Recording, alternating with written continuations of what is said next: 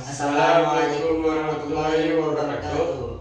Kami dari kelompok 5 dengan materi nilai dan norma konstitusional Undang-Undang Dasar Negara Republik Indonesia tahun 1945. Saya Gandhi Ismail Karim. Saya Yudi Saputra. Kami akan menampilkan hasil wawancara kami kepada masyarakat sekitar. Assalamualaikum warahmatullahi wabarakatuh. Waalaikumsalam warahmatullahi wabarakatuh. Izin sebelumnya Bu, perkenalkan nama saya Gandhi Ismail Karim. Saya berasal dari Prodi Teknik Lingkungan Institut Teknologi Padang. Saya izin mewawancarai Ibu mengenai konstitusionalitas sebelum amandemen dan sesudah amandemen Undang-Undang Dasar 1945.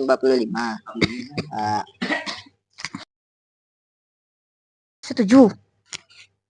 Kenapa setuju, Bu? Berarti tidak ada yang namanya presiden seumur hidup. Untuk Ya, mereka memperkaya keluarga dan merasa jadi presiden seumur hidup. Jadi sekarang dengan ada pembatasan lebih bagus. 5 tahun sekali. Sudah demokratis karena sekarang presiden itu sudah dipilih oleh rakyat melalui pemilu. Kalau sekarang masyarakat sudah bebas mengutarakan isi hati dan isi pikirannya. Sehingga sekarang dibebaskan untuk berbicara, apalagi di sekarang adalah dunia sosial. Bebas mengkritik tapi dalam bentuk masih teratur. Karena kita tidak bisa mengkritik dalam bentuk preman. Jadi kritik secara demokrasi juga. Karena masyarakat bebas memberikan kritikan kepada para pejabat pemerintahan. Bagus, karena dapat menjadi pengawas dalam pemerintahan. Sehingga kalau seandainya terjadi kesalahan, maka Mahkamah Konstitusi bisa menjadi pengawasnya. Dari cara kepemimpinan yang selama sebelum undang-undang dibentuk, yang MPR dipilih presiden. Nah, kalau sekarang udah ketentuan rakyat, gitu. Rakyat yang memilih. Terus kalau adanya MK, yang fungsinya tadi itu untuk menentukan keputusan.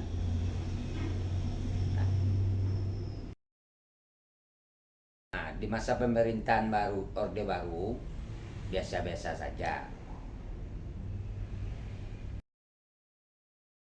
Bagus yang mengeluarkan bebas pendapat untuk berbicara sesuai dengan tuntutan zaman. Bagus, supaya kita dapat merasakan berbagai macam-macam kebijakan sesuai undang-undang yang dibentuk. kurang bagus itu karena setiap perubahan kepemimpinan maka akan terbentuk kebijakan-kebijakan baru, dan setiap terjadi perubahan kepemimpinan itu, kalau dilakukan pertukaran pemimpin, maka kebijakan yang lama tidak akan terrealisasi. Untuk MPR bagus kalau untuk MPR, perubahan pada MPR, karena untuk presiden ini dilakukan pemilu semenjak amandemen. Sementara kalau pada zaman Orde Baru tidak ada pemilu. Pemilu hanya dilakukan oleh 3 partai. Jadi tidak adanya demokrasi secara bagus ada MK, karena MK itu digunakan sebagai tempat pengambilan keputusan dalam pemerintahan ketika terjadinya pemindahan kekuasaan.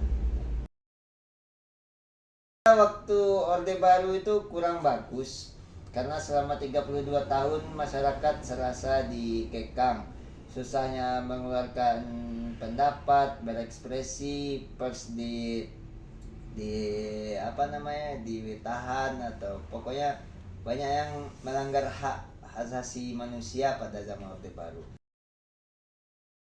Bagus, kalau menurut saya bagus yang untuk sekarang kita bisa lebih terbuka, lebih bisa menyampaikan apa pendapat kita bisa mengkritik masyarakat, pemerintah yang sekarang. Sementara pada zaman Orde Baru kita seperti terikat dalam kurungan.